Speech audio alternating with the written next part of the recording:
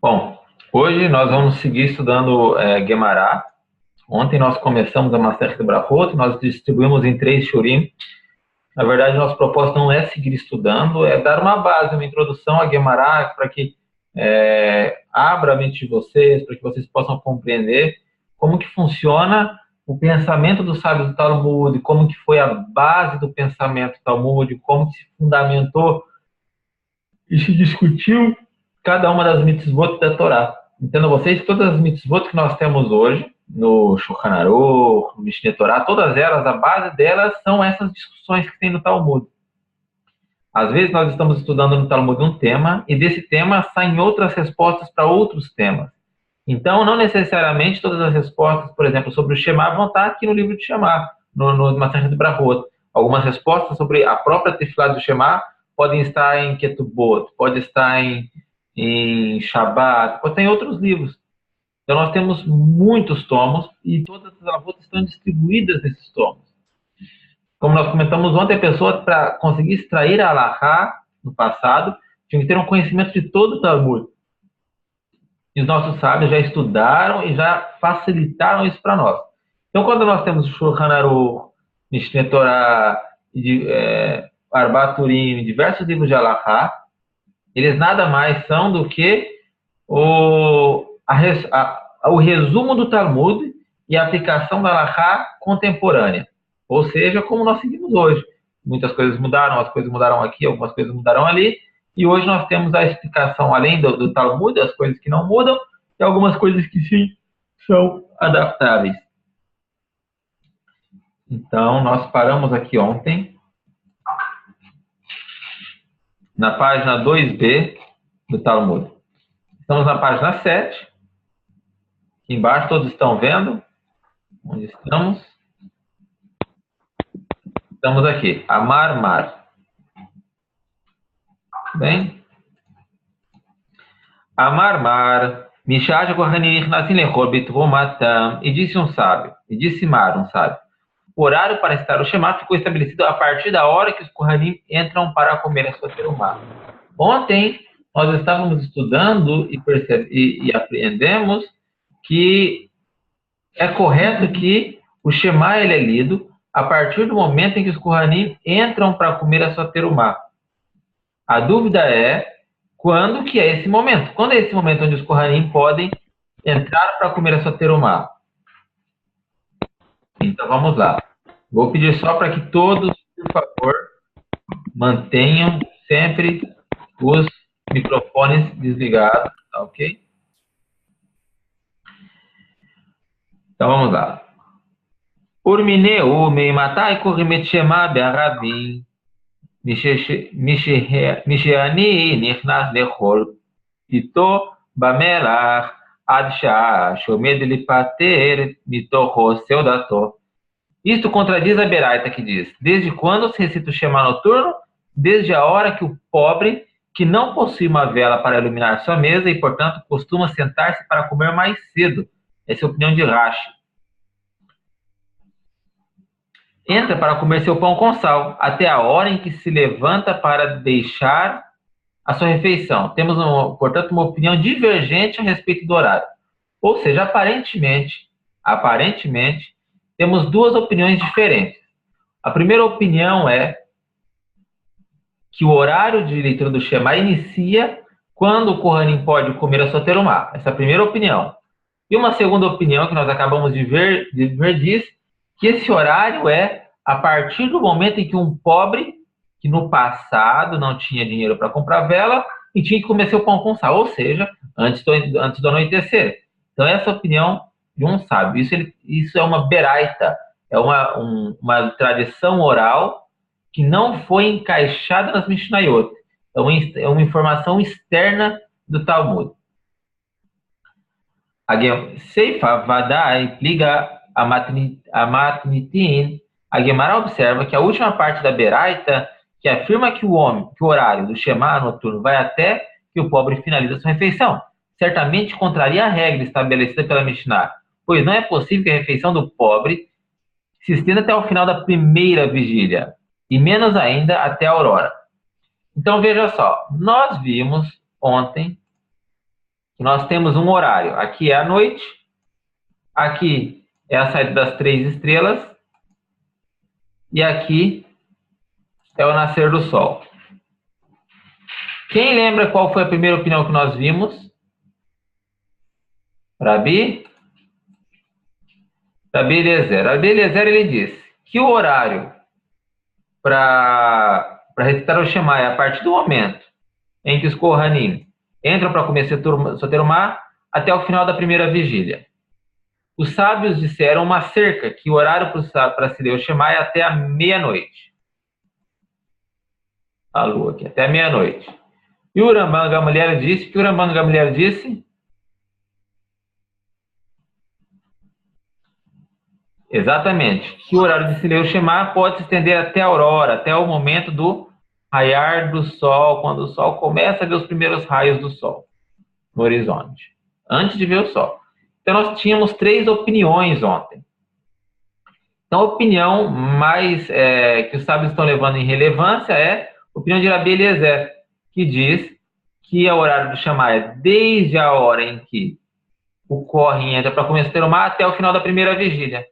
E nós recebemos agora uma beraita que diz que o horário do Shema, e ele informa muito bem, é desde o momento, deixa eu pegar uma outra cor aqui, em que o pobre entra para comer o seu pão com sal, ok, e durante todo o momento em que ele tem refeição, ou seja, até o escurecer. Então existe uma beraita que diz que o horário de leitura do Shema é esse. A beraita, nós vimos ontem, nós explicamos que é uma informação de fora do Talmud, não é uma informação que entrou. Então, aparentemente, nós temos divergências de opiniões, várias opiniões, uma aqui, outra aqui, outra aqui e outra aqui. 4 opiniões aparentemente divergentes. Então, vamos continuar. Reisha me liga pliga a matnitim, mas será que o início da beraita sobre o início do horário de Shema contraria a Mishnah? Lo, arive rohem hadish shiurahu. Responde ao Emerá, não. Podemos dizer que a refeição do pobre e o Kohen tem o mesmo horário, ou seja, Seta Kohavim. Então, eles estão supondo que tanto o pobre quanto o Kohen iniciam seu momento de purificação e seu momento de refeição na saída das estrelas.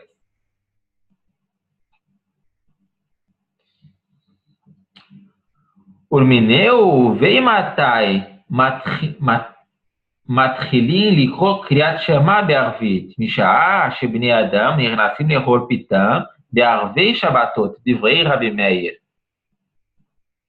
Então, Rabi Meir vem e diz, complementando essa informação, com uma outra informação, que horário é esse que os judeus entram para comer o seu pão? Onde está aqui? Espera aí que eu me perdi.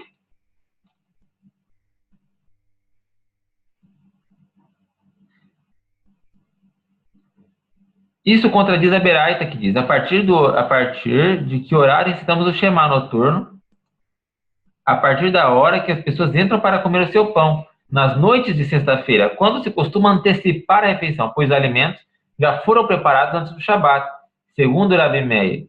Então, Rabi Meir vem e diz uma opinião que é antes, porque as pessoas prepararam a sua refeição e vão comer o quanto antes essa comida. Rahamim אומרים, משעה שכהנים זכאי לאכול בתרומתם, סימן לדבר צאת הכוכבים. E os sábios disseram, de novo os sábios, disseram, desde a hora em que é permitido aos Kohanim, que estavam antes impuros, comer a sua terumá.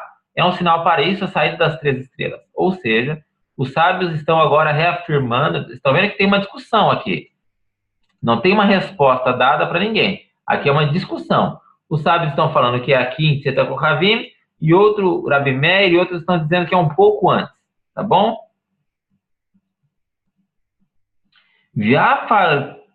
Estou aqui. Viafalti Shen Reaya Ladavar, Zechi Ladavar, Shnema, Va'anar Nosim Bemelacha, Vechetzian, Bemachzikim, Baremachim, Mealot Ashahar, Ad Seta Kohavim. E mesmo não havendo prova disso, de que o dia termina com Seta Kohavim, com as das estrelas, há uma indicação para isso. Pois, quando Neemias descreve a construção da muralha, está dito: e assim nos ocupávamos da obra, e metade deles empunhava as lanças, desde alvorecer até a saída das estrelas. Então, agora, os Rahamim estão utilizando um trecho da Tanar para dizer o seguinte: olha, na Tanar nós temos uma prova de que o dia começa no alvorecer e termina na saída das estrelas. Onde nós vemos isso? No livro de Neemias 4:15, que ele dizia: e nós empunhávamos a obra.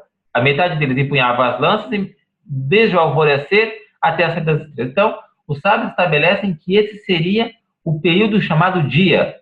Tá bom? Viomer ve'ayu lano halayla mishmar ve'ayom melachá. E o versículo seguinte diz que a noite nos servia de guarda e o dia de obra, de modo que fica claro que o dia termina com a saída das estrelas. Mai ve'omer ve'ritei ma'miki arvashim shaleilahu ve'eineu demarchehi umekademi tashema ve'ayu lano halayla mishmar ve'ayom melachá. O segundo versículo diz: procedido pelas palavras, e diz. Aparentemente é necessário, pois já estaria claro no primeiro versículo que após a saída das estrelas, o dia terminou. E a Guemará, portanto, questiona: para que está escrita a palavra e diz no segundo versículo? Onde está a palavra e diz?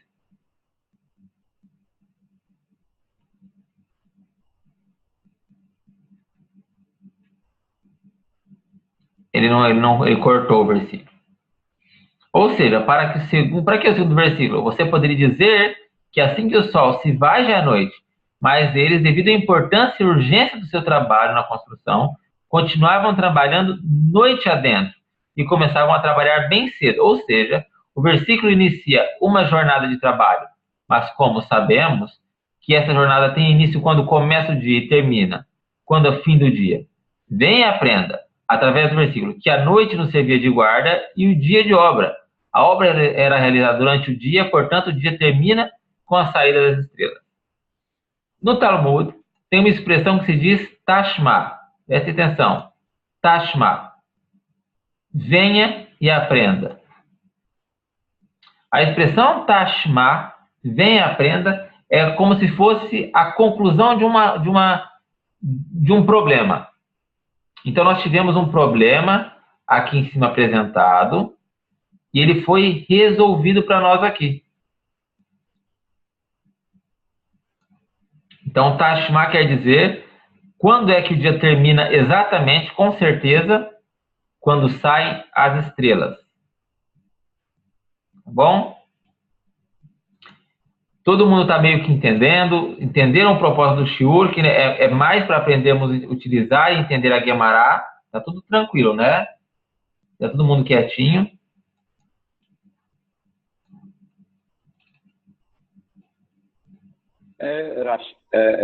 Rabi, se eu colocar assim a setinha em cima do texto... É melhor, né? Tá ok. Então vamos concluir aqui. Nós estamos aqui no último parágrafo dessa página. Então vamos lá. Kasalka da'atar bi'ani uvnei adam hadishura vei amart ani ve'roen hadishurahu Chachamim hayu Rabi Meir. Chachamim hainu Rabi Meir. Nos ocorreu que o horário para que o pobre comece sua refeição e o horário no qual as pessoas se sentam para comer na véspera de Shabat é o mesmo horário, pois ambos procuram antecipar o horário de jantar. Então vamos continuar. Porém, se dissermos que o início da refeição do pobre e o horário para o Kohen consuma sua teruma são o mesmo período, então Chachamim e Rabi Meir são de igual opinião e não há discussão entre eles, como estava implícito acima. Portanto, concluímos obrigatoriamente isso. O pobre tem um horário e o Kohen tem outro horário. Lo ani ve'rohem had sheyurahu ve'ani uvnei adam lav had sheyurahu. Esta não é a única saída, pois podemos manter também o que havia sido dito antes: o pobre e o Kohen têm o mesmo horário, mas o pobre e todas as pessoas não compartilham o mesmo horário. Portanto, temos que investigar conforme nos adiante, conforme vemos adiante. Então, os sábios agora vão investigar essa informação. Tá bem? Vamos investigar essa informação sobre se o Kohen e o Ani, o pobre, têm o mesmo horário de jantar. Isso é muito importante, tá bem? Muito importante. Por que isso é muito importante? Porque dessa informação, no início do Talmud... A tela está aparecendo... Grave. Sim? Na minha tela está aparecendo a leitura do Talmud que nós fizemos ontem. Não está atualizado, não. Espera aí, deixa eu ver. Estou na página... Página 9, Rafa. Na 9, nós estamos na 9, né? Eu tô acompanhando pelo meu Talmud aqui, que você tá lendo, viu? Nós estamos na 9, correto? Eu tô entendendo, mas não tô compreendendo, sabe? Tá bem. Então, nós estamos assim... O que tá na tela é a 7, a página 7, não? Não, está na tela a página 9. Eu vou cancelar e vou voltar, tá bem?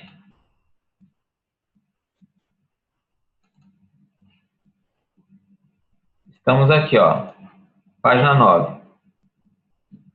Então, os sábios agora eles vão investigar esse horário de leitura do Shema. Para investigar, eles vão trazer o máximo de informação possível. Eles vão investigar uma informação de uma Beraita e de Rabi Meir. E várias outras informações que foram dadas. Então, vamos ver como o Talmud examina uma informação. Então, vamos lá. Eu vou fazer um desenho aqui. Todos estão vendo aqui, né,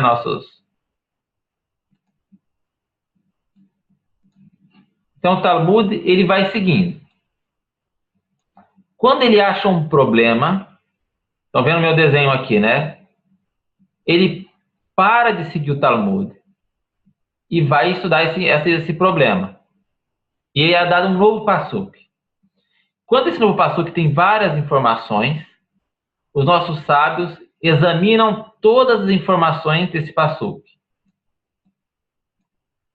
Às vezes, acontece um problema. Então, o rabino que falou essa informação, ele fala um outro assunto que não tem nada a ver com o que nós estamos falando, mas ele ensinou uma coisa importante. Então, os sábios vêm e ensinam as coisas que esse rabino ensinou. Às vezes, um rabino discorda de umas coisas que o rabino ensinou. Então, ele pega uma das coisas que ele discorda e traz várias informações sobre o que esse rabino ensinou. Quando isso tudo é concluído, ou aqui, eles voltam a partir daqui. Isso é complicadíssimo, porque é isso que está acontecendo agora. Tá bem? Então, isso é complicadíssimo, Talmud. Por quê? Nós estamos estudando sobre o horário do Kohen e do pobre comer o seu pão. Agora, nós estamos partindo para esse período aqui, ó. É um primeiro estágio de investigação textual. Tudo bem? Então, corre-se o risco de você nem lembrar o que você estava... Se você não estiver muito concentrado, talvez você nem lembre o início do que gerou todos esses estudos. Exatamente. A maioria das vezes as pessoas não lembram. Quem não está acostumado com o Talmud, quem não é acostumado a estudar, se perde completamente. Se perde. É chegar num texto desse e a pessoa se perde. Então vamos lá, vamos estar juntos daqui. Ravi, por favor, desenhe esse negócio. Desenhe de novo aí para mim desenhar aqui também.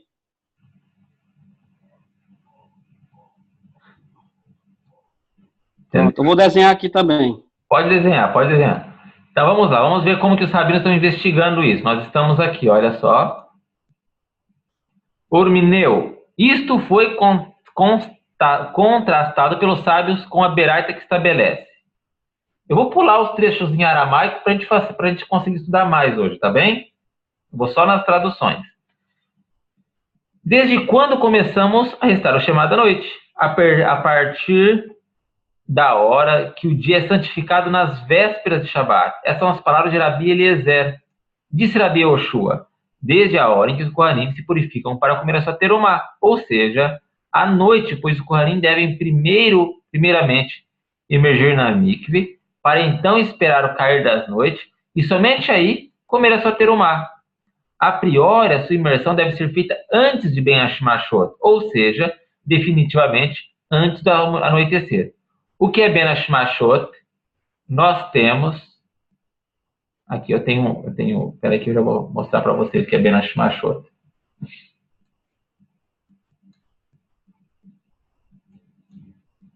Quem sabe o que é Ben Hashmashot?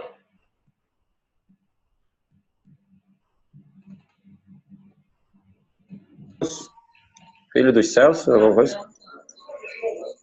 Período que não é nem dia nem noite. Um período que não é nem dia nem noite, exatamente. Deixa eu pegar. É o crepúsculo, né? É o crepúsculo. Eu tenho aqui uma. Eu já mostrei semana passada. É como piscar de olhos, não? Na verdade, ele não é tão bem como um piscar de olhos. Ele tem 18 minutos aproximadamente. Tem o período exato dele. Deixa eu achar aqui. Bom, não encontrei facilmente no meu drive. Tem muita coisa.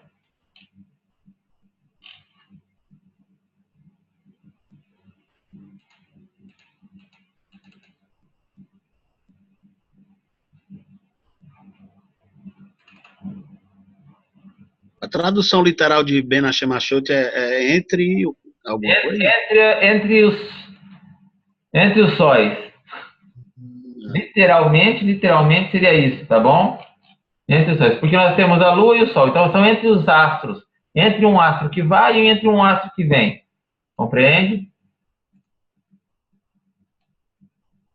Aqui, encontrei. Então vamos lá. Nós temos uma coisa que se chama Zmanim de Shabbat.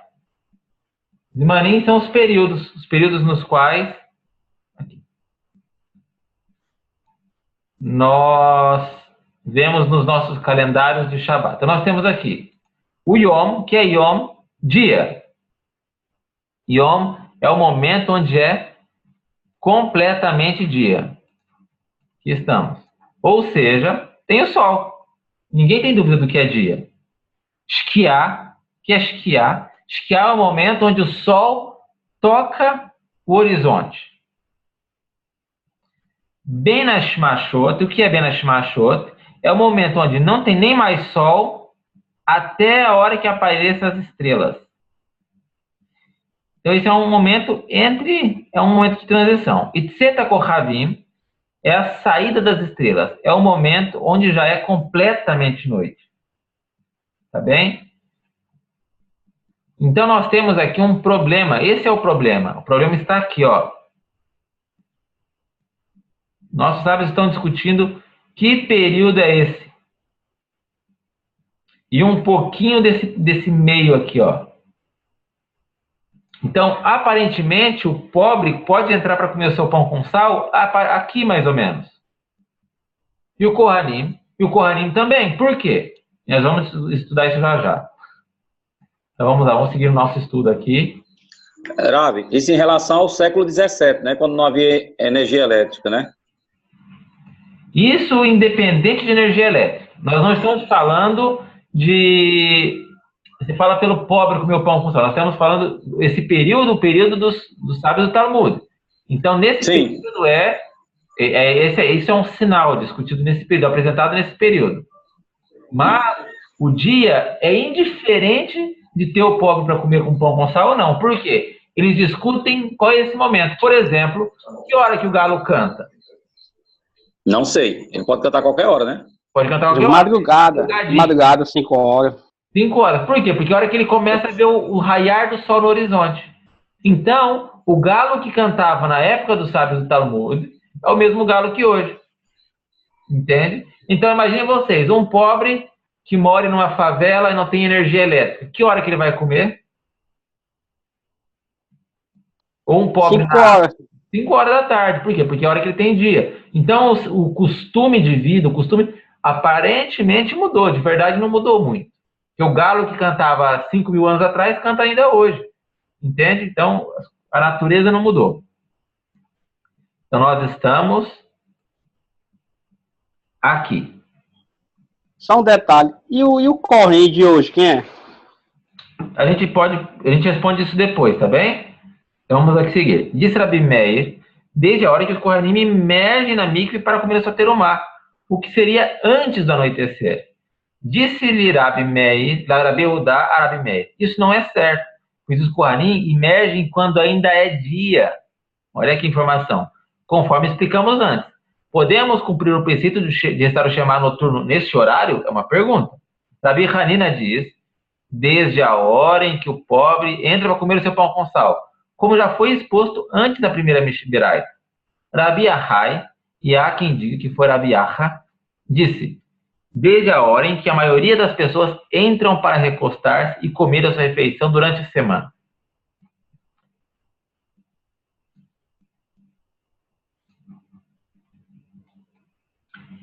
E se disser que a refeição do pobre e o horário do Kohen está puro para comer, que o Kohen está puro para comer o soterumá, acontecem no mesmo horário, então a opinião de Rabi Hanina é idêntica de Rabi Yehoshua. Onde está a discussão entre eles? Porque foram lembrados com opiniões divergentes. Se não aprendemos aqui, o horário do pobre é um, o horário do Kohen é outro. E aprendemos isso então daqui, já que todos concordam que os dois sábios não compartilham a mesma opinião. Ou seja, o Talmud diz, o Kohen fica puro num horário e o pobre come em outro horário. Uma vez que ficou estabelecido que o horário da refeição do pobre difere do horário em que o Kohen se torna puro, a Guemará então pergunta, qual dos dois, o pobre ou o Kohen, ocorre mais tarde? Ou seja, na nossa linha de tempo, onde temos Seta Kohavim, e nós temos do lado de cá o Sol, enquanto ainda é dia. Então nós temos dia, Sol no alto, e Tzeta Kohavim. Temos o Kohen, que por um lado ele precisa estar de dia para ele se purificar, e temos o pobre, que ele tem que sair do trabalho, ir para casa e comer, antes de escurecer, porque ele não tem dinheiro para comprar vela. Então, eu sábios quem eu descobri o seguinte, qual é mais tarde, qual é mais perto das estrelas? O Kohen que tem que se purificar, deixa isso para depois, ou o pobre deixa isso para depois? Qual período é mais aqui? Então vamos ver. Podemos deduzir que o horário do pobre é mais tarde, pois se disser que o do pobre é mais cedo, Rabi Hanina será da mesma opinião que Rabi Eliezer. Se não, que aprendemos aqui? Então que o horário do pobre é mais tarde que o do Kohen. Isso aprendemos aqui, pois Rabi Eliezer, na Beraita, é da opinião que o horário inicial para o Shema noturno é marcado pelo momento que o dia é santificado na véspera de Shabat. Então vamos ver quem deu essa opinião aqui de novo. Rabi Eliezer é da opinião em que o horário inicial do Shema noturno é marcado pelo momento em que o dia é santificado na véspera de Shabat. O que acontece no período chamado Ben Hashmashot, que é a hora que o sol se escondeu no horizonte, não tem mais sol, daqui até aqui, antes da saída das estrelas. Esta conclusão da Guemará, de que a refeição do pobre é mais tarde do que o horário dos Kohanim comem soterumá, parte da premissa de que é improvável que exista outro horário, além do definido por Rabi Eliezer, que pode ser definido como horário de deitar-se, devido ao versículo que estipula que o Shema é recitado o Beshor Berra, ou seja, ao deitar-se, e que seja antes da saída das estrelas, horário do Kohen. Rabi Meir sustenta que o Shema noturno pode ser recitado desde a hora em que os Kohanim emergem na mikve para se purificar, o que ocorre ainda durante o dia, antes do anoitecer.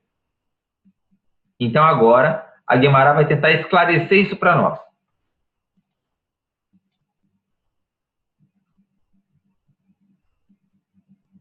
Eu acho que nós já lemos isso daqui, não lemos, não? É o que eu tô olhando aqui. Nós já lemos. Não, Rabi. Não? Não. Não é porque parece muito, mas não lemos. Então tá bom. É porque eu vi a Mara aqui de novo e falando de novo. Então vamos lá. Me ajudem a lembrar, hein? Porque vai que eu me perco aqui, eu preciso de vocês. E disse um sábio, Disse-lhe Rabi Yehudá a Rabi Meir, e não é certo que os Kohanim, ainda durante o dia, imerjam na mikve? Não é lógico que eles vão se imergir durante o dia ainda? O sábio está dizendo para o Rabi Meir. Muito bem, disse Rabi Yehudá a Rabi Meir. E Rabi Meir respondeu, você pensa que eu me refiro ao teu Ben Hashmashot? Então, Rabi Meir se revela aqui um outro importante debate em relação a todos os horários citados. Quando tem início à noite? Depois das quiados do pôr do sol. Começa um horário que não é definido, nem como noite, nem como dia, e é chamado Ben Hashmashot. Os Tanaim discordam a respeito desse período. Na opinião de Rabi Yehudá, esse período dura cerca de 18 minutos, como eu disse agora há pouco, após o pôr do sol, enquanto na opinião de Rabi Yossé, Ben Hashmashot é um breve momento que precede a saída das estrelas. Portanto, Rabi Meir argumenta. Mas Ben Hashmashot, de acordo com a opinião de Rabi Yossé, eu me refiro, pois disse Rabi Yossé, Ben Hashmashot é como um piscar de olhos. Como disse, quem foi nosso amigo que disse? Como um piscar de olhos. Agora há pouco aqui. Foi eu. Fui eu quem? Eliardo. Eliardo. Então vamos lá. Aqui está a opinião que você leu. A noite entra e o dia sai. E não se pode terminar com exatidão, pois o período é muito curto. De acordo com este método, para determinar a noite, os Kohanim emergem instantes antes da saída das estrelas, e não enquanto ainda é dia, como havia argumentado do Rabi Yehudá. Este horário já pode ser considerado hora de deitar-se, e assim entende-se a posição de Rabi Meir.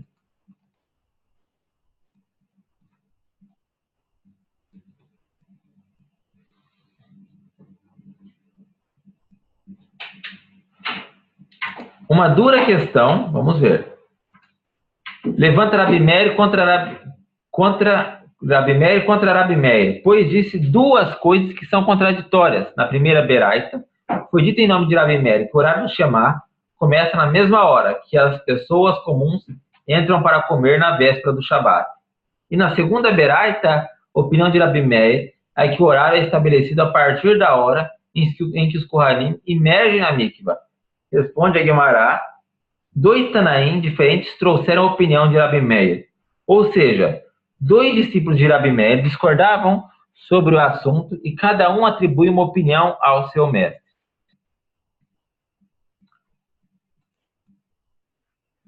E também observamos que uma dura questão levanta Rabi Meir contra Rabi Eliezer, pois na Mishnah, aparentemente, Rabi Eliezer concorda com a opinião que estabelece o horário do Shema é a partir do momento em que os Kohanim entram para comer a sua terumá.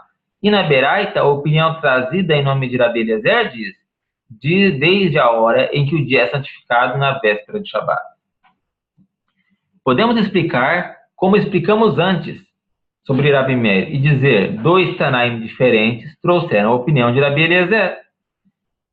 E no caso de Rabi Eliezer, se disser, podemos também dizer que o início da Mishnah não refletia a opinião de Rabi Eliezer e que a ideia de Rabi Eliezer, citada na Mishnah, refere-se apenas ao horário limite para a leitura do Shema, até o final da primeira vigília, e não o horário inicial para o cumprimento da mitzvah. Então vamos lá.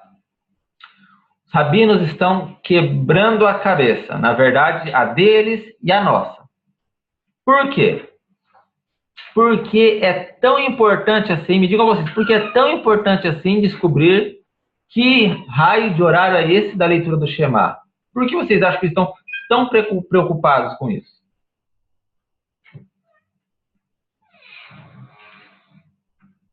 Em determinar com exatidão quando começa um dia e quando acaba um dia. Por que essa preocupação? Para fazer a circular do Shema no horário certo. Só isso?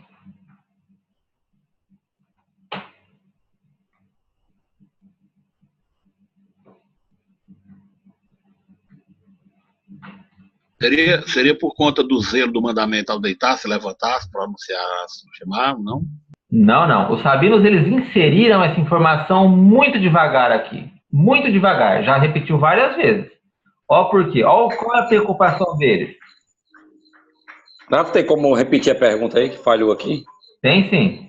Por que que os rabinos estão quebrando a cabeça deles e a nossa com esse horário de que quando começa o dia e quando acaba o dia?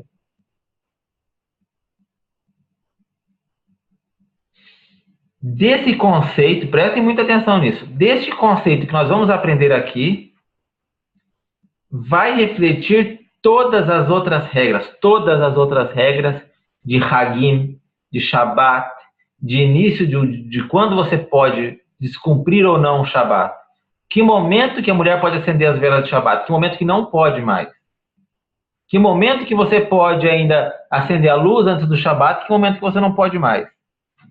Todas as leis referentes a períodos já estão sendo debatidas aqui. Estão prestando atenção nesse tema? Então, olha só. Várias vezes já foi até colocado entre aspas aqui, olha só. Desde a hora em que o dia é santificado na véspera de Shabat.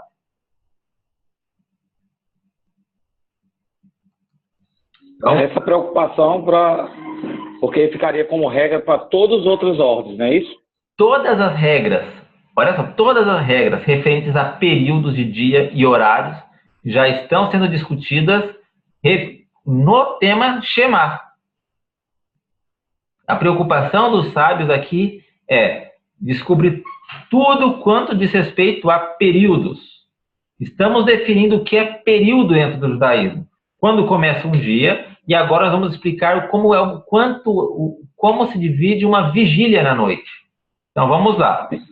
Então, Rafa, desculpe. Então, aí jamais haveria uma contradição de horário a partir dessa regra, né? Não, exatamente. Os sábios estão querendo deixar mais claro possível quando é esse tal de iniciar Shabat.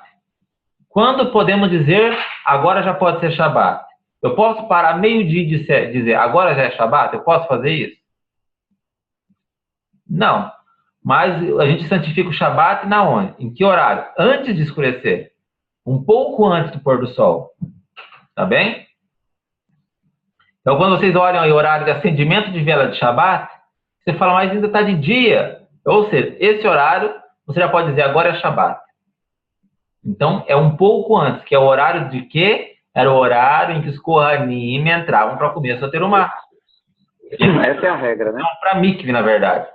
Tá bem? Então, vamos seguir aqui. Agora, vocês entenderam a importância, acho que vai ficar mais animado o estudo. Rashi explica que a vigília a qual se refere a Guemará é a vigília de anjos que cantam e louvam a Hashem. Em cada vigília, um grupo diferente de anjos faz o seu serviço. Há uma discussão a respeito de quantas vigílias constituem a noite. Na Mishnah, Rabi Eliezer é da opinião de que o Shema noturno pode ser recitado até o final da primeira vigília. O que entende com isso, Rabi Eliezer? Então vamos lá. Existem duas opiniões. Então nós temos aqui o início da noite, que ainda não foi respondido para nós, e o fim da noite, que ainda não foi respondido para nós. Nós não temos essa informação ainda.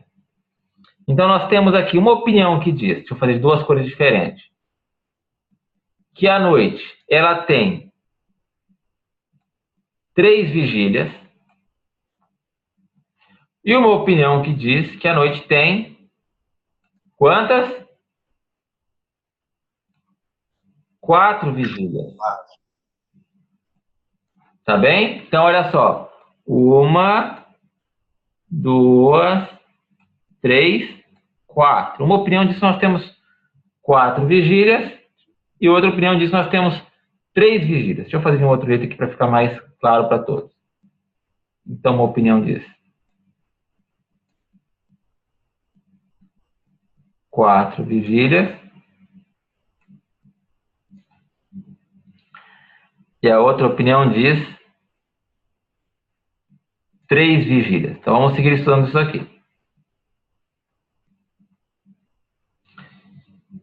Se ele entende que a noite é constituída de 3 vigílias, que dissesse, então, até 4 horas. Pois após o início da noite, pois a noite tem 12 horas, e, portanto, cada vigília teria 4 horas. E se ele entende que a noite é constituída de 4 vigílias, que ele dissesse, então, até 3 horas, após o início da noite. De certo que Rabi Eliezer é da opinião que de 3 vigílias formam a noite, pois Rabi Eliezer explica isso explicitamente conforme veremos. E isso é o que nos ensina. Então o sábio diz, se Rabi Eliezer é da opinião que tem 4 vigílias, então que ele dissesse que a pessoa lesse o Shema até a 3ª hora da noite.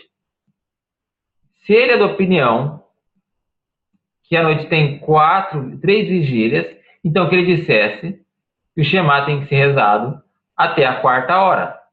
Porque a noite tem 12 horas. Então, um pouquinho, 12. Não 12 horas como as nossas horas de relógio, tá bem? 12 horas halásticas. Hoje em Israel, cada hora noturna está quase 48 minutos, para vocês terem uma ideia. E a hora diária está 1h12, 1h10, para vocês terem uma ideia. Porque estamos no verão. Aí no Brasil está ao contrário, provavelmente. Rabi Eliezer diz, 3 vigílias compõem a noite, e sobre cada uma delas, senta-se Hakadosh Baruch Hu, bendito seja, e ruge como um leão, como está dito em Irmiarro. O Senhor, desde o alto, bramirá, e fará ouvir a sua voz, desde a sua santa morada, bramirá fortemente sobre sua habitação.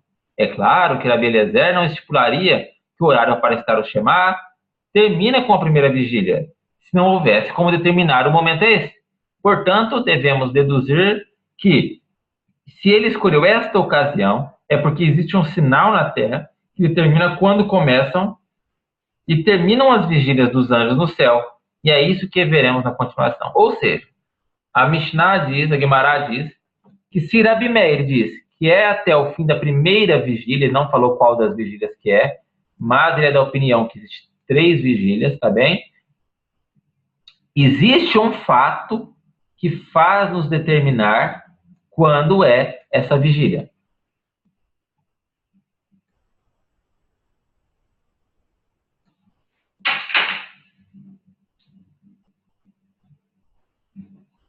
Então vamos lá.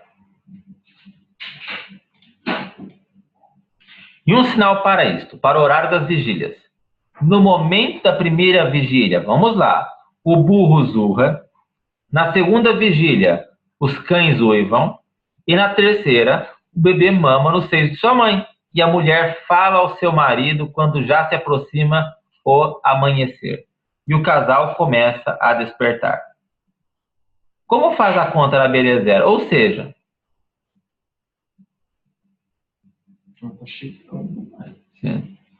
aqui se referem aos sinais que ele aponta ao início de cada vigília ou ao final das mesmas. Porque Rabi Eliezer agora ele dá sinais. Só que ele dá sinais do início de cada vigília, por exemplo. O início, vocês estão vendo na minha tela aqui, o Rabi Eliezer está dando sinais da onde? Que sinais são esses? O sinal que está dando é do início de cada vigília ou do fim de cada vigília? Então a Gemara pergunta isso. De onde são esses sinais? Deixa eu beber um gole d'água, só um momentinho.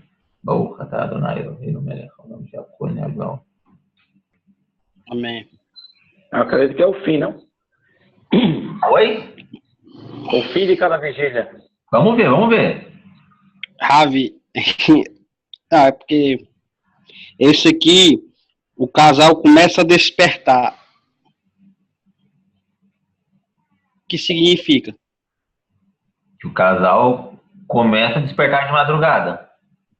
Final da vigília. Sim, mas só que a gente tem que lembrar que hoje pode ser que as pessoas comecem a despertar no final da vigília. Mas no passado, não. No passado, as pessoas podiam despertar no início da vigília. E aí eles começam a conversar, e aí o marido já tem que levantar, porque a hora que começa o dia, a pessoa já tem que estar trabalhando. Então, como pode ser no fim da vigília? Ou o homem já tem que estar na sinagoga para fazer seu tefilá, porque daqui a pouco ele tem que ir para o trabalho. Entendeu? Então, essa que é a questão. Pode ser hoje que a gente acorda às 8 da manhã, 7 da manhã. no passado, eles acordavam 4:30 da manhã. Tá bem? Então vamos lá, vamos seguir aqui na discussão.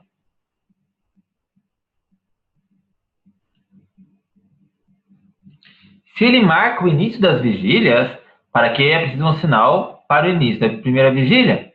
É claro que o início da primeira vigília coincide com o início da noite. Portanto, esse sinal é a própria noite. Do mesmo modo, se ele sinaliza o final das vigílias, para que ele precisa de um sinal para o final da última vigília? Obviamente, esse sinal já é o início do dia. Então, sabe, dizem, para que ele então dá para nós 4 sinais? Se ele deu 4 sinais, então ele falou para nós, o que ele está querendo dizer para nós? Se for o início de cada vigília, fez 4 sinais, ele não precisaria ter dado o sinal da primeira vigília. Por quê? Porque já é o começo da noite.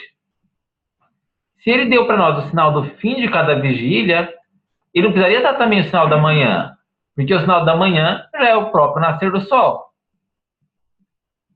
Opa, na verdade, o Rabi Eliezer é das três vigílias. 1, 2, 3. Exatamente.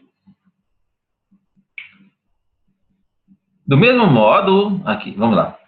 Mas uma vez que não há necessidade de 3 sinais para marcar o início ou final das vigílias, podemos dizer que Rabi Eliezer aponta esses sinais como final da primeira vigília. Vamos lá. Ele marca o final da primeira vigília, o início da última vigília e a metade da vigília do meio, ou seja, Rabi Eliezer está apontando para nós quando é a meia-noite. Tá bem? Deste modo, explicamos por que ele utiliza de 3 sinais. E segundo este método, teremos também um sinal que marca a meia-noite, que é justamente a metade da segunda vigília.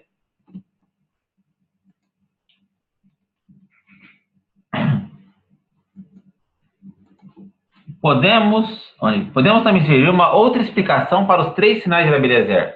Se quiser, você pode dizer que todos os sinais se referem ao final das vigílias, como já foi posto anteriormente. E se quiser argumentar, como antes a Guemará havia dito, para o final da última vigília, não é necessário sinal. Que utilidade provém este último sinal? O último sinal é o último para a leitura do Shema daquele que dormiu em uma casa escura, sem janelas ou aberturas, e não sabe quando é a hora da leitura do Shema. Ao ver que chegou a hora de que a mulher fala ao seu marido e o bebê mama, ou seja, sua mãe, esse indivíduo já sabe que deve levantar para recitar o Shema.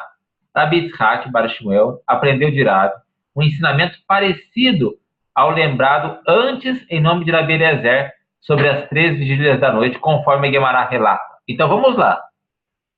Lembra que eu fiz o desenho aqui que o nosso amigo Barra copiou? Nós estamos aqui discutindo quando é o horário do Shema. Estamos falando do início e do fim do Shema. Foi dito que estávamos discutindo o início. O início que é o pão com sal do pobre e as 3 estrelas. Estamos discutindo também um horário final, que é no final da primeira vigília. E temos aqui o Rabi Yitzhak bar Shmuel, que aprendeu de Rabi um ensinamento referente ao tema vigílias. Então, o que o Talmud vai fazer agora? Vai vir aqui e um assunto completamente fora do nosso tema, vai dar esses ensinamentos. Vamos ver como que o Talmud se comporta agora.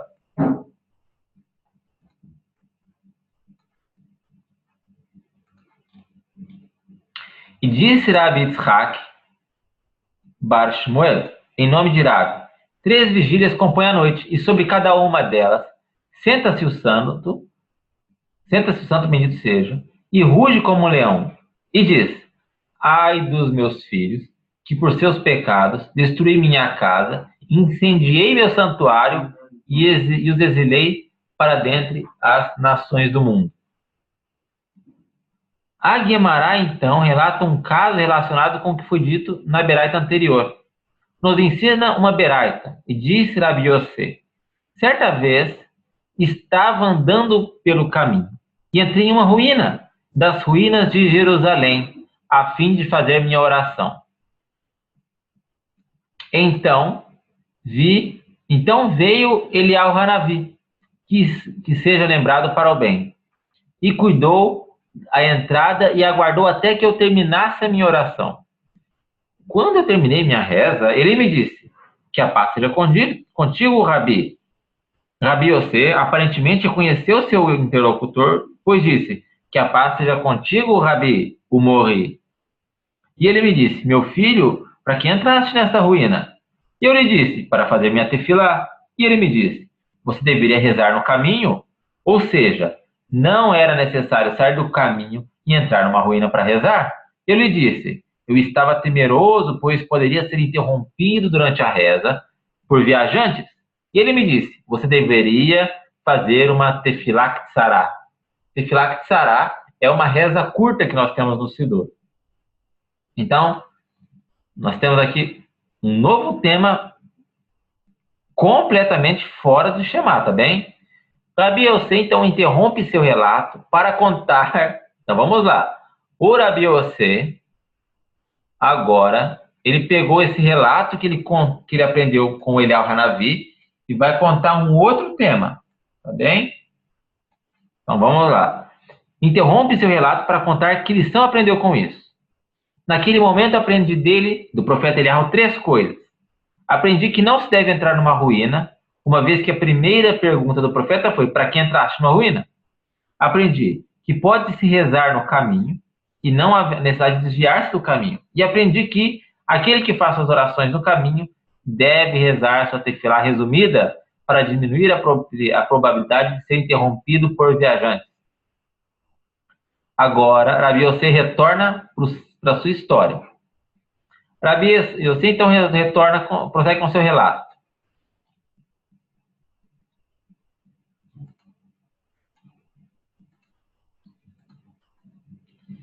Esse profeta Eliahu me disse, o profeta Eliahu me disse: meu filho, que voz escutaste quando estava na ruína? Eu lhe disse: ouvi uma voz celestial arrulhando como uma pomba e dizendo: ai dos meus filhos, que por seus pecados destruí minha casa e incendiei meu santuário, e os exilei para dentre as nações do mundo, como havíamos visto anteriormente na Beraita de Rabi Yitzhak bar Shmuel. Provavelmente por esse motivo, este caso é relatado aqui. E ele me disse: por tua vida e pela vida da tua cabeça. Ou seja, eu lhe asseguro muito, não apenas neste momento a voz celestial diz isso, mas todos os dias, 3 vezes, a voz celestial diz isso. E não é apenas isso que lhe asseguro, mas digo também que no momento em que o povo de Israel entra nas sinagogas e na casa de estudo e respondem durante a reza do Kadish dizendo: Yehe Shemer Hagadol Mevorach, o santo bendito seja, acena sua cabeça e diz: bem-aventurado o rei, que é louvado assim em sua morada.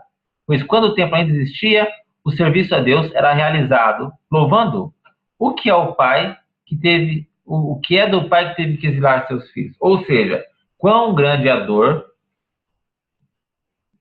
do pai na situação de exílio de seus filhos, quando estes já não o louvam como outrora. E ai dos filhos que foram expulsos da mesa de seu pai, o que certamente é doloroso para os filhos, ao mesmo tempo que agrega mais pesar ao já sentido no coração do pai, pois este vê a aflição de seus filhos. Ensina os sábios, em uma beraita, por 3 motivos não se deve entrar em uma ruína. Um outro ensino agora, que os nossos sábios fazem, sobre o tema ruína que nós estamos vendo. Então, um outro ensino sobre o tema ruína, tá bem? Por 3 motivos não se deve entrar em uma ruína, como uma casa abandonada, por exemplo. Pela suspeita de promiscuidade, pois as pessoas podem pensar que uma mulher lá o espera, pelo receio de que haja um desabamento, pois as paredes da ruína normalmente não são sólidas, e pelos mazikim, que habitualmente se ocultam em lugares desertos. Em princípio, parece que há um exagero de argumentos que são desnecessários. Por isso a Guimarães pergunta: pela suspeita de promiscuidade é proibido entrar numa ruína? Basta dizer por causa do risco de desmoronamento, ou seja, esse argumento é muito mais simples e parece ser suficiente para a proibição. Então a Guimarães vem esclarecer as 3 razões desse ensino ter sido dado. E vamos falar daqui a pouco sobre os Mazikin. Vamos estender mais uns 20 minutos nossa aula, para a gente conseguir concluir esse tema. Eu sei que muita gente tem dúvidas justamente sobre esse tema, e vamos tentar adiantar aqui para chegar a esclarecer o tema dos Mazikin. Rabi, esse termo Mazikin é aramaico, né? Aramaico. Ah, só isso mesmo. Eu acho que a gente vai chegar nele até, deixa eu ver aqui mais ou menos, mais um pouquinho. Então vamos lá. A Guimarães esclarece por que as 3 razões para não entrar em uma ruína são necessárias para o estabelecimento desta halakha. Trata-se do caso de uma ruína nova, recém-abandonada. Nesse caso, não há risco de desabamento. Portanto, é necessária uma outra razão para a proibição, a suspeita de promiscuidade. A Guimarães insiste e questiona a necessidade dessa razão, a suspeita de promiscuidade, dizendo que podemos concluir que é devido à possibilidade de que exista uma Mazikin na ruína. Bastaria dizer que, pelo risco de desabamento e receio que haja uma Mazikin, não se entra em uma ruína. A terceira razão, suspeita de promiscuidade, não é necessária. Trata-se do caso de 2 pessoas que juntas querem adentrar numa ruína. É sabido, olha, prestem muita atenção nessa informação, muita. É sabido que Mazikin não atacam pessoas acompanhadas, de modo precisamos de uma outra informação, e esta seria a suspeita de promiscuidade. A halakha estabelece que é permitido a 2 homens ficarem a sós com uma mulher. Isso não é considerado suspeita de promiscuidade, de modo que, se são 2 pessoas, não há razão pela suspeita de promiscuidade. Trata-se, então, do caso de que 2 pessoas que são tidas como promíscuas, nesse caso, eles são suspeitos, mesmo estando em 2. Após estabelecer a razão, suspeita de promiscuidade, é necessário para a proibição de entrar em uma ruína, pois existem casos onde essa razão é a única de sustentar a proibição. A Guimarães avalia os outros motivos. O motivo devido ao risco de desabamento é necessário? Proibição deriva dos motivos suspeita de promiscuidade e Mazikin, porque precisa do argumento risco de desabamento. Trata-se do caso de 2 pessoas corretas que não são conhecidas por serem promíscuas. Como estão acompanhadas, não devem temer Mazikin e nem seriam suspeitas de promiscuidade ao entrarem juntos em uma ruína. O último motivo para a proibição seria o risco de desabamento, que, portanto, é uma razão necessária para sustentar a proibição. E este outro motivo, devido aos Mazikin, será que é necessário? Podemos dizer que a proibição deriva de 2 motivos, suspeita de promiscuidade e risco de desabamento, que já foram confirmados como necessários, porque é preciso do argumento Mazikin. Trata-se de uma ruína nova, onde não há risco de desabamento, e de 2 pessoas corretas. E se são 2 pessoas, também não há razão para temer Mazikin, pois, como dissemos, atacam apenas pessoas desacompanhadas. Estamos falando do que agora? Os Mazikin. Mazikin. Então, explicamos o porquê de não entrar em ruína, surgiu o tema Mazikin. Vamos então agora, olha onde nós estamos chegando, nosso Talmud. Mazikin. Olha quanto nós já distanciamos do tema central.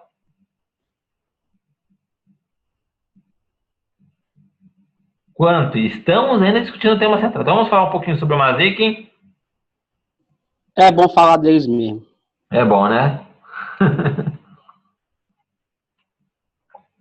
Inclusive, Ravi, eu estava na página 45, mas como o senhor está estudando com a gente aqui, eu vou parar e vou começar de novo. Vai, mas eu não vou seguir estudando, não.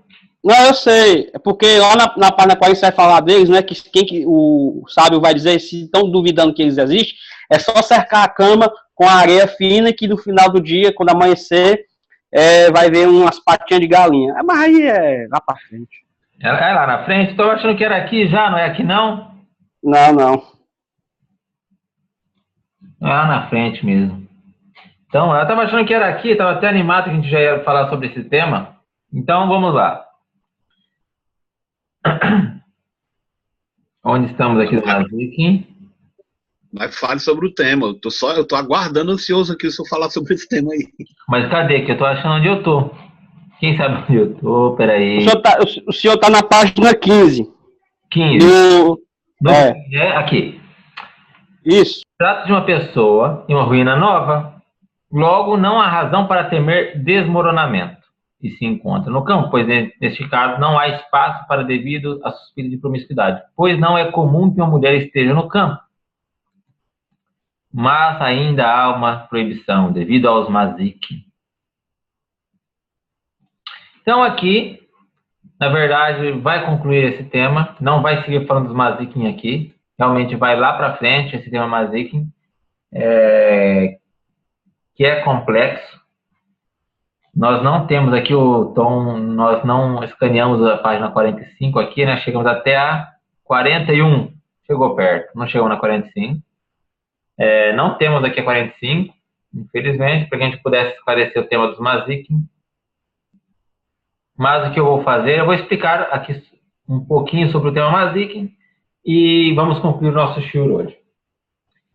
Bom, nós vimos quão longe, e esse é o propósito, né? Nós temos todo esse livro, algumas páginas desse livro escaneadas, algumas páginas do Talmud escaneadas, no nosso drive já, na biblioteca, na pasta de, como eu chamei a pasta, deixa eu abrir aqui para falar exatamente para vocês. Deixa eu ver, já eu falo. Aqui, achei. Se der para só esclarecer, se a questão de mazikin são superstições ou são uma realidade dentro do judaísmo? Já vou explicar esse tema. Já vou lá. Vamos concluir a aula de hoje explicando isso. Então, nós temos aqui, nós concluímos aqui esse tema, né? O Talmud, nós vimos quão longe o Talmud chega em uma discussão. Para explicar um tema simples, às vezes para a gente é simples.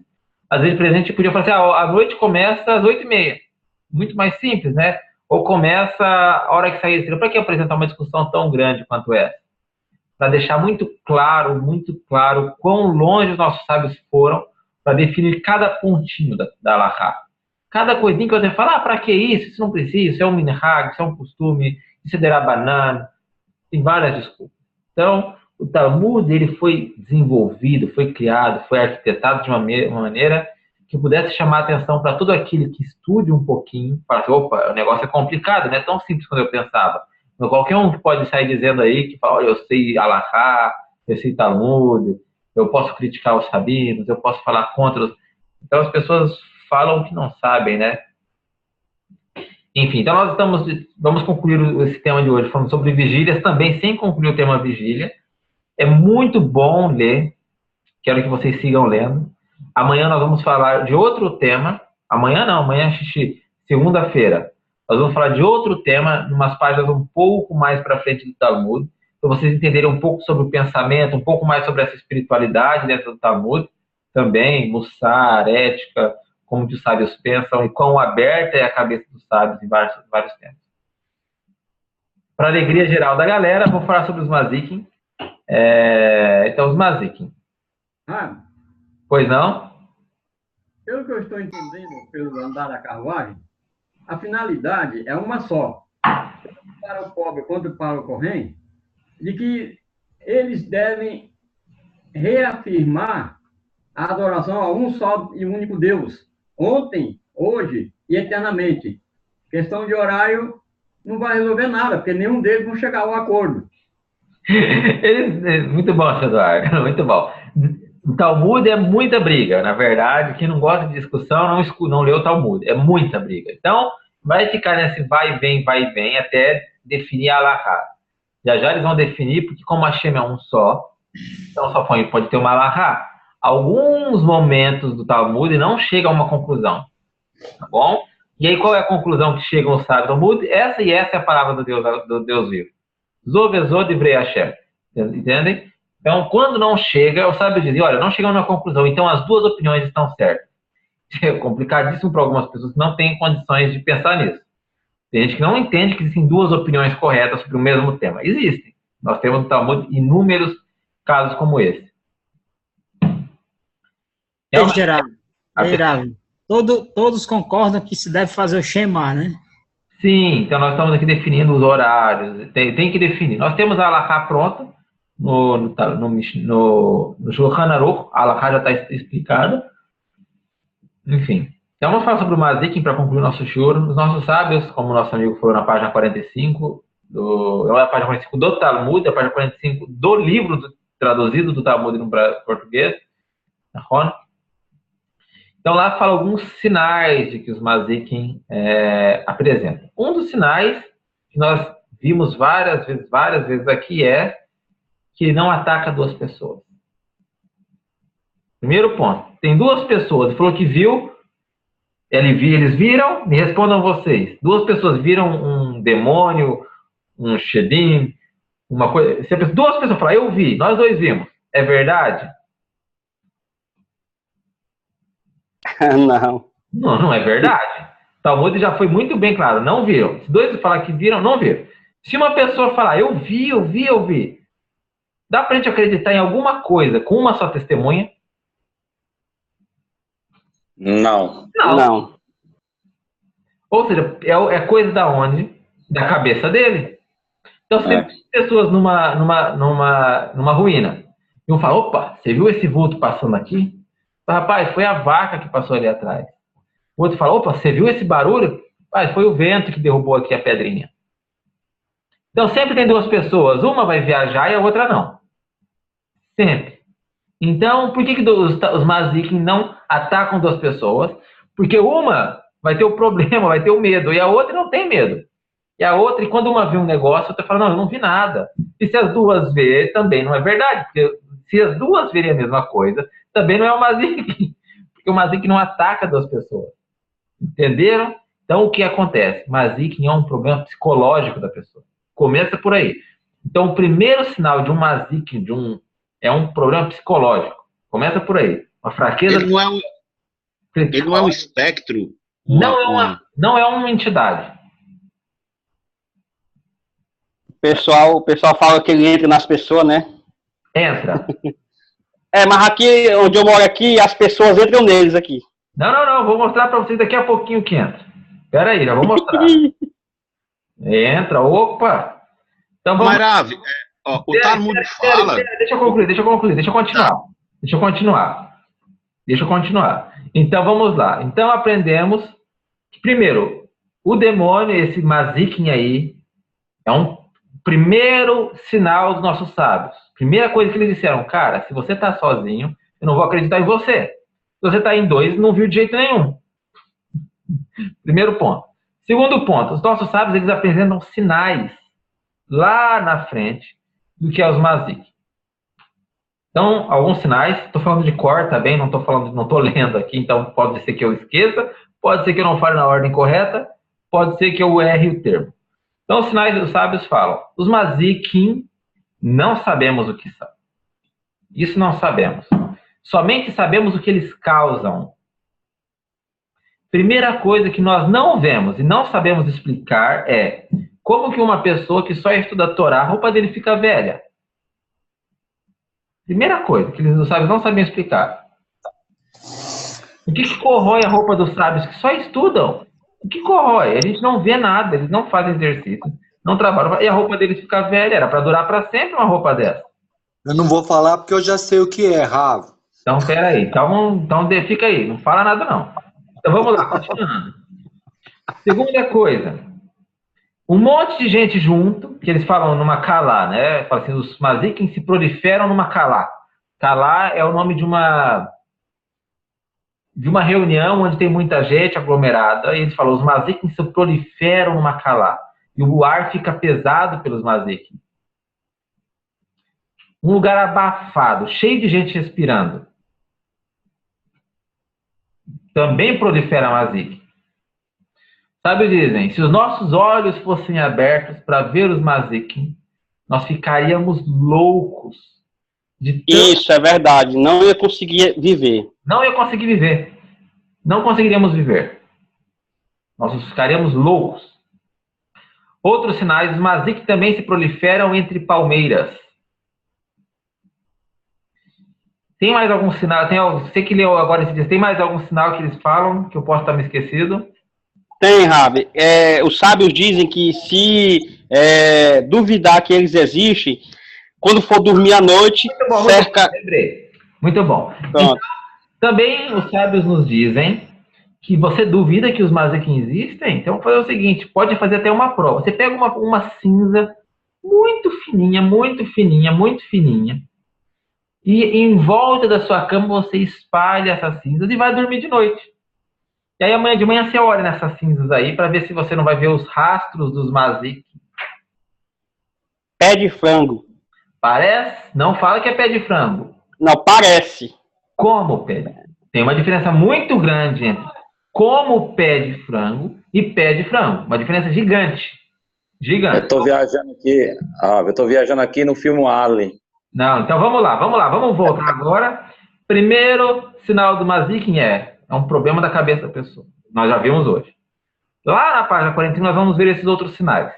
Então me diga uma coisa que corrói roupa, que não dá pra gente ver, a olho nu. A traça. Traça, não, menor ainda. A traça dá pra ver. São os ácaros, cara.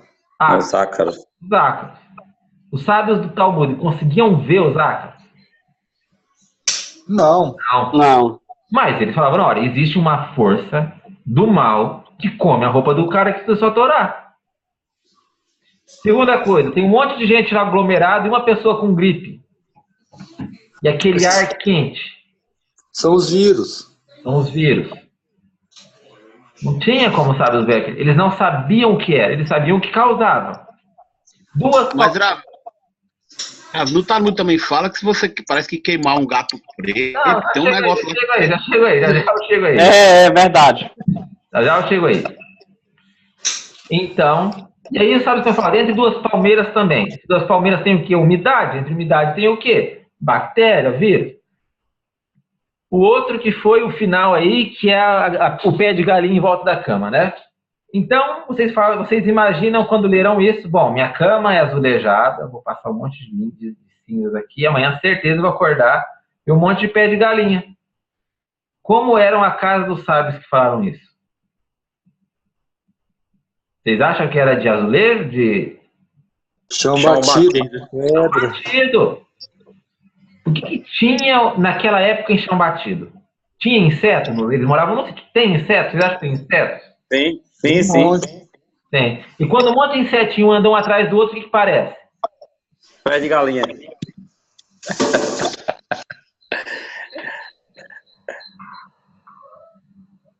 Simples, não tem dificuldade, tá bom? Então, nós já vimos vários sinais de que o que os sábios dizem é uma coisa que causa o mal e nós não conseguimos ver esse mal.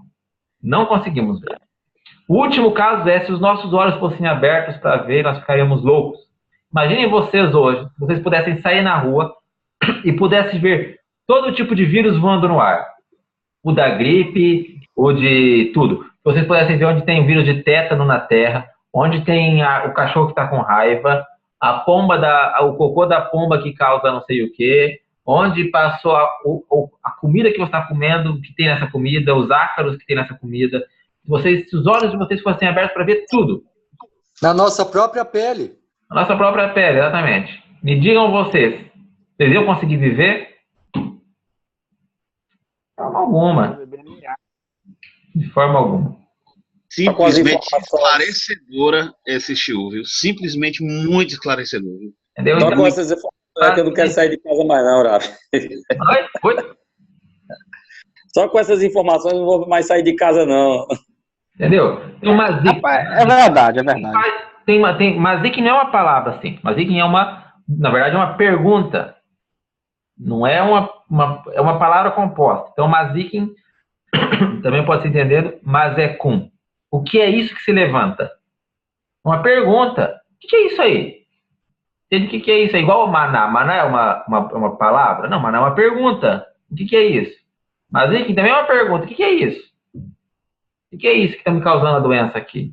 O que é isso que está fazendo a pessoa ali comer a roupa dele? O que é isso que a pessoa está entra sozinha no lugar e vê assombração? O que é isso? A pessoa é louca e está ficando louca. Entendeu? Sabe? Agora, Sabe? Pode perguntar aí, Dá. Não, só confirmando. Tem um lugar que não tem maziquim. É onde tem ar-condicionado abaixo de 0. Aí, por que não? Porque as bactérias não agem ali. Ah, é? Não, mas aí é os maziquinhos do Polo Sul. Então, vamos lá. Depois que o Talmud relata essa explicação, para a maioria das pessoas que leem a primeira vez, se assustam. Assustam terrivelmente que os sábios apresentam uma dica de feitiço. O que é uma dica de feitiço? Entendam vocês, nossos sábios não tinham tanto preconceito quanto nós temos hoje sobre as coisas. Eles não têm, imaginem vocês, pessoas sem preconceito, experimentadoras.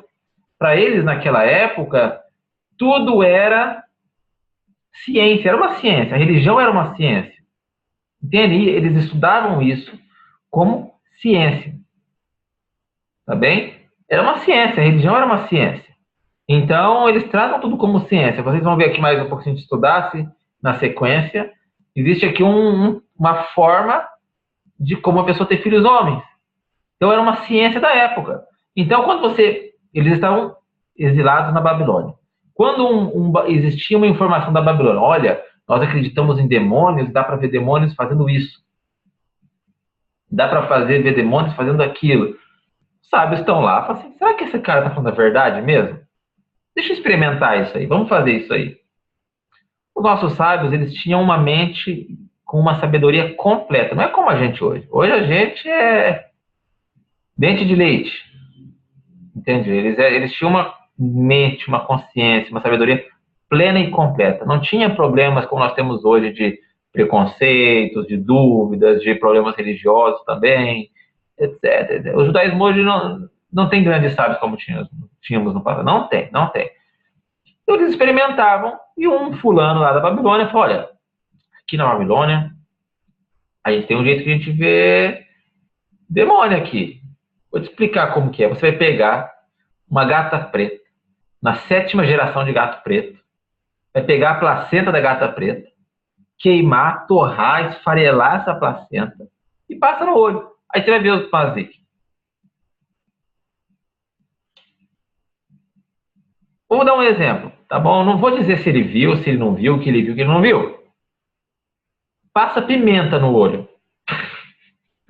Me diz se você não vai ver mazique para todo lado, ou não vai. Entende? Qualquer coisa.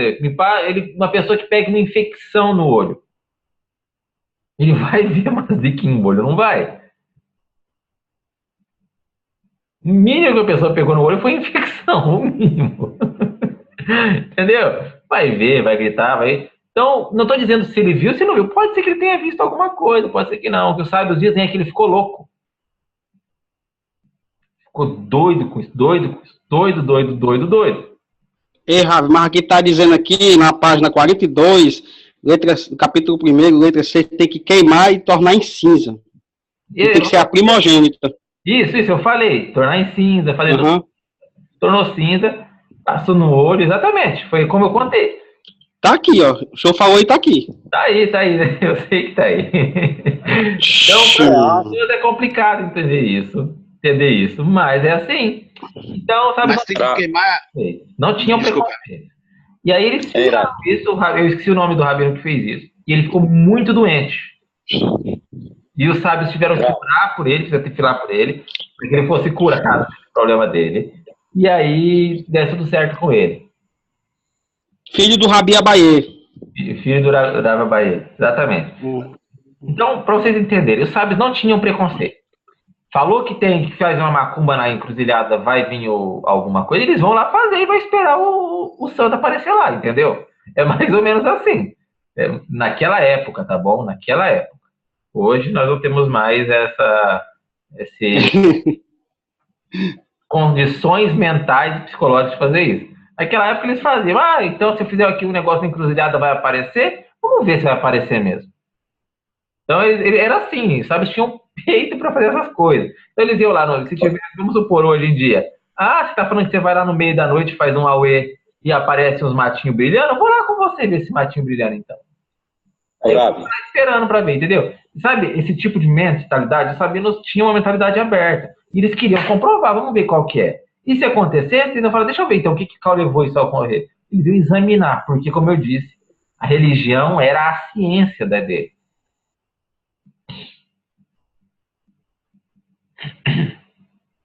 Então, voltando um pouquinho, Mazikin entra ou não entra no corpo? Não. Entra? Entra sim. Mas, não, aí depende, né? Aí depende. Eu acabei de falar que é vírus, que é bactéria. Entra ou não entra? Eu pensava que era outra coisa que eu tava falando. Eu pensava que era os... É porque aqui onde eu moro aqui, né, o pessoal que entra nos Maziquinhos aqui. Horácio, pode fazer uma pergunta? Pode fazer, Gato. É o seguinte, eu li no Pirkei Avot, você não lembra se é Pirkei Avot mesmo, fala que se a pessoa comete uma transgressão, ela só pode estar se possessa de um espírito maligno, um passo de um sábio. Não sei se está no Pirkei Avot, eu procurei que pode falar, mas... E essa fala dele, então? Eu lembro, deixa eu lembrar aqui. Eu sempre penso nesse. É o espírito de tolice que fala. Espírito de tolice, exatamente. Isso. A pessoa só consegue transgredir se ela estiver possuída por um espírito de tolice. Correto. O espírito de tolice, na verdade, é uma ilusão que a própria pessoa cria. É uma ilusão que a própria pessoa se ilude de que vai estar becedra, que ela vai receber um mérito. Entendeu? Então é uma ilusão que é criada pela própria pessoa. Nós acabamos de ver que o Mazik atinge uma pessoa só, estando sozinha. Se ela está sozinha... Não seria uma entidade. Não é uma entidade. Não é uma entidade. Correto. Ora, o senhor conhece uma folha chamada chacrona? Não conheço. Ouviu falar? É da Amazônia. Da onde? Ela é o do chá do Santo Daime? Isso, é parecido. Então, eles dizem que com esse chá você abre a mente, né, para entender melhor o conhecimento, a espiritualidade. Pai, eu tenho tomava um chá de cogumelo, que negócio era forte, hein? Eles via espírito, anjo, dragão, borboleta gigante... Não, mas esse Netão. É chacrona. Você acha que eu devo experimentar para ver se abre mesmo a mente? Para entender Torá mais? Eu acho que não, né? Eu acho que a Torá ela é consciente. Eu sou da opinião de que a Torá ela tem que ser consciente. Você tem que estar consciente para... Diz que nós não entendemos, hoje nós não usamos nem 10% da nossa capacidade de raciocínio para entender Torá. Realmente não, a gente tem que ter, porque as pessoas elas estão carregadas de cascas. As verdades, eu fico sempre batendo, eu bato muito em cima hoje eu bati um monte, eu já devo, daqui a pouco eu vou abrir o meu grupo aqui, vai ter lá 100 perguntas aqui de novo, 100, eu tô já nervoso com isso. Espírito, anjo, e o pessoal fica com isso na cabeça. E isso na verdade, é uma casca contra o conhecimento da Torá. Quando lá em Bereshit, eu não vou lembrar exatamente as palavras certinhas, tá? Mas o ensino eu vou dar. Lá em Bereshit, quando fala que Hashem colocou um anjo com uma espada revolvente para proteger primeiro passou. Vida, essa espada revolvente, eu não vou lembrar exatamente as palavras, mas o acróstimo dessas palavras é os costumes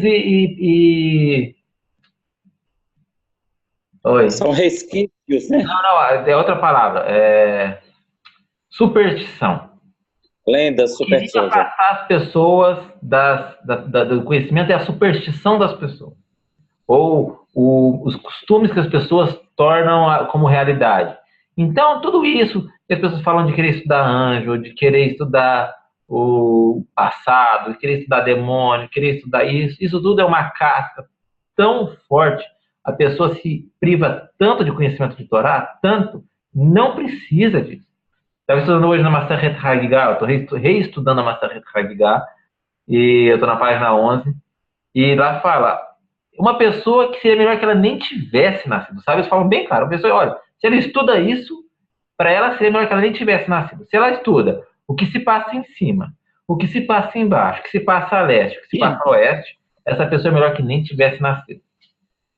Tem mais pessoas hoje interessadas em estudar Cabala do que o judaísmo, do que Torá. Exatamente por causa disso. É uma peneira. Na verdade, eu vejo isso como uma peneira gigante de Hashem. Porque essa pessoa não vai para frente. Primeiro que ela não vai para frente. Não vai atrás de conversão, ela não quer compromisso. Então, quando eu vejo uma pessoa muito focada nisso, muito focada em querer estudar isso e filosofia, pessoa que está interessada em estudar filosofia judaica ou Kabbalah e espiritualidade, essa aí eu já vou descartando. Essa eu já sei que não vai dar fruto nenhum de judaísmo. Nenhum. Por quê? Porque quando ela precisar fazer um Pesach, ela não vai saber fazer Pesach. Ela não vai também nem ter interesse.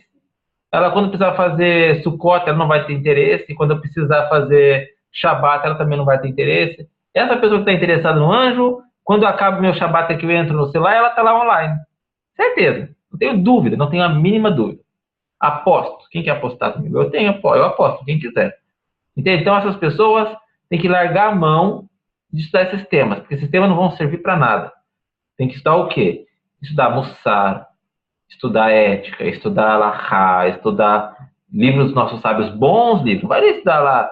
Eu recebi hoje aqui um e-mail, vou até ler o e-mail. Não vou ler porque eu vou fazer uma má propaganda da pessoa. Não vou ler. Eu recebi um e-mail aqui hoje, não sei quantos conceitos cabalísticos. Por que manda isso no e-mail? Só para me fazer passar tristeza, né? Olha o livro que está lançando. Por que não lança outros livros mais importantes? Por que não pega e traduz livros falando de Shalom Bait, não traduz livros de Tarat Mishpachá, Judaísmo nos dias de hoje? Por que não traduz livros assim? Trazer Kabbalah, mais Kabbalah. Você entra nas livrarias aí, 80% é Kabbalah. Por quê? Porque dá dinheiro. Cadê aquela revista que eu recebi de Kabbalah essa semana? Deixa eu ver se onde está aqui. É interessante que na época que, há 8 anos atrás, quando eu estava numa faculdade, e hoje muitas faculdades aqui têm a disciplina de angelologia. Lá na faculdade que eu estava, o Deon disse que angelologia é disciplina infantil, não se precisava estudar. E hoje o pessoal quer estudar. Que tema? Eu não sei que tema. Que tema que é esse? Angelologia. Para anjo?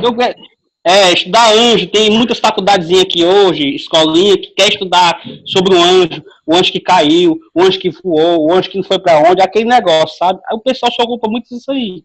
Se alguém capturar um e me chamar para eu ver, eu ajudo a estudar também. Enquanto não capturar nenhum e me chamar eu para ver, eu não posso fazer nada, né?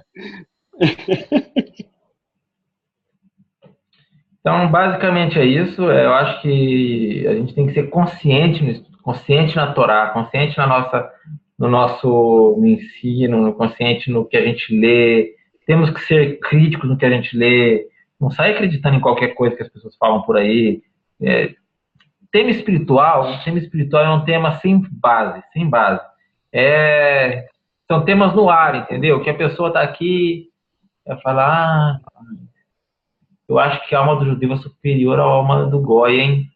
Deixa eu escrever um livro sobre isso. E pronto. Acabou. Entendeu? Acabou. Aí vai. Aí outra pessoa lê o livro, outra pessoa compra a ideia, e aí vão comprando ideia. As pessoas compram a ideia. Não é um livro que não tem um foco na Torá, não tem uma base. As pessoas, como foi lido, eu li hoje também, sustentam uma montanha de ensino num fio de cabelo. Tem lá uma montanha de conhecimento gigante num fio de cabelo.